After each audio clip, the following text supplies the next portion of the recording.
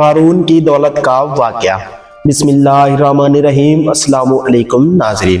شروع اللہ کے نام سے جو بڑا مہربان نہایت رحم کرنے والا ہے۔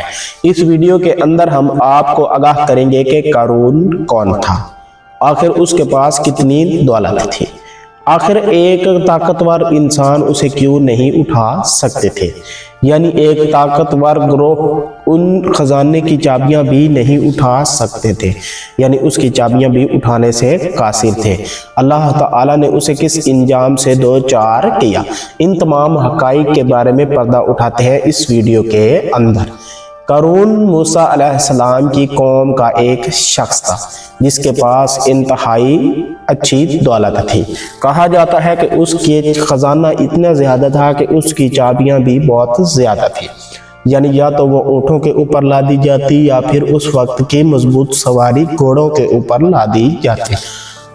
اگر ان کے غلام اور لوگ اسے اٹھاتے تو وہ بھی ان کو اٹھانے سے قاصر ہوتے، یعنی ان کی چابیاں اتنی بڑی بڑی تھی اور تعداد میں اتنی زیادہ تھی کہ ان کو کوئی بھی طاقتور گروہوں کا شخص اٹھا نہیں سکتا تھا، یعنی ایسا کہا جا سکتا ہے کہ اس کے پاس بے شمار دولت تھی۔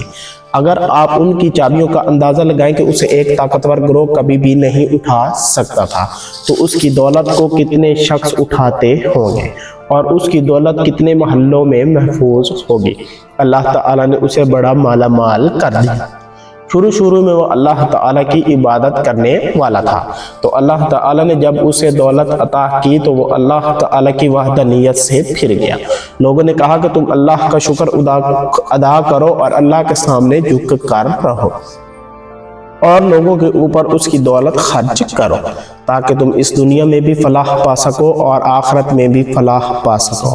لیکن اللہ تعالیٰ کو کچھ اور ہی منظور تھا۔ قارون کی دولت بڑھتی گئی اور وہ غرور میں مبتلا ہوتا گیا۔ ایک دن اللہ کے نیک بندے نے کہا کہ تم اپنی دولت کو اللہ کی راہ میں خرچ کرو اور اللہ کا شکر ادا کرو۔ تو قارون نے کہا کہ یہ تم صرف میری ذہانت اور طاقت کی بنا پر دولت ملی ہے، اللہ تعالیٰ نے مجھے یہ دولت عطا نہیں کی ہے، تو لہٰذا میں اس کا شکر کیسے ادا کروں۔ اللہ تعالیٰ کو یہ شکر پسند نہ آیا، یعنی اس نے جو ناشکری کی اور اللہ تعالیٰ کا شکر ادا نہ کیا تو اللہ تعالیٰ کو یہ غرور اور تکبر پسند نہ آیا۔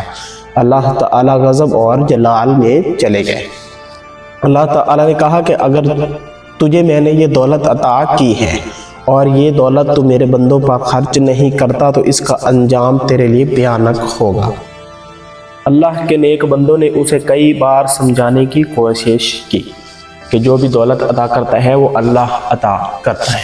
جب ہمارے پاس دولت آتی ہے تو ہمیں اللہ تعالیٰ کے دین سے نہیں پھر جانا چاہیے اور نہ ہی غرور کرنا چاہیے، صرف اور صرف اللہ کی عبادت کرنی چاہیے اور اس کی ہدایات پر عمل کرنا چاہیے۔ لہٰذا قارون کو یہ بات سمجھ نہ آئی، وہ اپنے غرور، تکبر اور انا پر اڑا رہا اور لوگوں کو یہ صرف یہی کہتا رہا کہ یہ میں نے اپنی عقل اور فہم کی دولت پر یہ سب کچھ اکٹھا کیا ہے اور یہ اللہ تعالیٰ نے مجھے دولت عطا نہیں کی، بلکہ میں نے صرف اور صرف اپنی محنت کے بل بوتے پر یہ سب اکٹھا کیا ہے۔ تو اللہ تعالیٰ کا جلال غضب میں آیا اور اللہ تعالیٰ نے فرشتوں کو حکم دیا کہ جب صبح قارون سو کر اٹھے تو اسے اپنے محل میں آنے دو۔ جب قارون اپنے محل میں پہنچا تو اللہ تعالیٰ نے فرشتوں کو حکم دیا کہ زمین کو اٹھاؤ اور آسمانوں پر لے جا کر نیچے پھینک دو۔ تو اللہ کے حکم سے فرشتوں نے بالکل ایسا ہی کیا، انہوں نے زمین کو اٹھایا اور آسمانوں پر لے گئے۔ جب اللہ تعالیٰ کے حکم سے وہ آسمانوں پر لے گئے اور وہاں سے زمین کو نیچے پھینک دیا تو قارون اور اس کو ماننے والے اور اس کی دولت زمین میں دھنس گئی، جیسے کہ زمین میں کوئی کیل ٹھوکا جاتا ہے یا پھر جس طرح سے نامعلوم چیز کے اوپر بہت زیادہ مٹی ڈال دی جاتی ہے، یا پھر جیسا کہ پہاڑوں کے اندر کوئی چیز دفن ہو جاتی ہے جس کو ہم دوبارہ کبھی بھی تلاش نہیں کر سکتے، اسی طرح سے قارون کی دولت بھی وہاں پر غضبناک ہو گئی اور قارون بھی زمین کے نیچے دفن ہو گیا۔ آج کے تاریخ دان اور ماہر لوگ کہتے ہیں کہ قارون کی دولت آج بھی زیر زمین ہے اور وہیں پر محفوظ ہے۔ کوئی دور ایسا آئے گا کہ جب لوگ اس کو کھودیں گے تو انہیں وہ دولت وہاں پر نظر آئے گی اور لوگ وہاں سے بے شمار دولت اکٹھی کریں گے جس میں سونا چاندی اور جواہرات ہوں گے اور اس کے علاوہ سونے اور چاندی کے سکے وغیرہ۔ لیکن واللہ عالم آج کل قارون کی دولت کس جگہ ہے، لیکن قارون اپنے غرور اور تکبر کی وجہ سے اپنے انجام کو پہنچا۔ اگر وہ اللہ تعالیٰ کی راہ میں دولت خرچ کرتا اور غرور اور تکبر نہ کرتا اور اللہ تعالیٰ کا شکر ادا کرتا تو آج بھی اس کے محل اس دنیا پر موجود ہوتے اور وہ لوگوں کی خدمت کر رہا ہوتا، اور اللہ تعالیٰ آخرت اور اس دنیا میں اسے اچھی کامیابی عطا کرتا۔ لیکن اس نے ایسا نہیں کیا بلکہ اپنی دولت پر غرور کرتا رہا اور تباہ و برباد ہو گیا، اور اس کی دولت بھی تباہ و برباد ہو گئی۔ تو ناظرین، ہمیں اس کہانی سے سبق ملتا ہے کہ جو بھی دولت اور طاقت عطا کی جاتی ہے وہ صرف اور محض اللہ تعالیٰ کی طرف سے ہی عطا کی جاتی ہے۔ ہمیں اس پر غرور اور تکبر نہیں کرنا چاہیے۔ ہمیں چاہیے کہ ہم دین اور اسلام پر رہیں، چاہے ہم غریب ہوں یا پھر امیر۔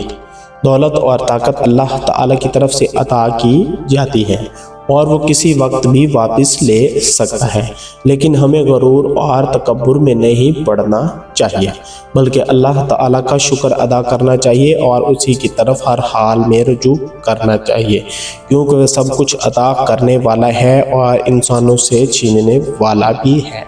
ہم اس کے محتاج ہیں، وہ جب چاہے ہم سے دولت چھین لے اور جب چاہے ہمیں دولت عطا کر دے۔ اس کہانی سے ہمیں اور یہ بھی سبق ملتا ہے کہ جب بھی کوئی انسان غرور کرتا ہے تو اللہ تعالیٰ کو اس کا غرور پسند نہیں آتا، تو اللہ تعالیٰ ضرور اس کا غرور خاک میں ملاتا ہے، وہ چاہے دولت ہو یا پھر طاقت ہو یا پھر علم ہو۔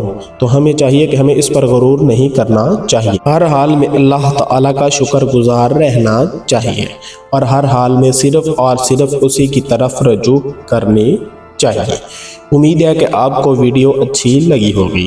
اگر ویڈیو اچھی لگی ہے تو چینل کو سبسکرائب کر دیں اور ساتھ میں لگی بیل آئیکن کو بھی پریس کر دیں تاکہ آنے والی اچھی ویڈیوز آپ تک پہنچتی رہیں، اور کمنٹ کر کے ضرور رائے دیجیے گا کہ آپ کو ویڈیو کیسی لگی۔ والسلام۔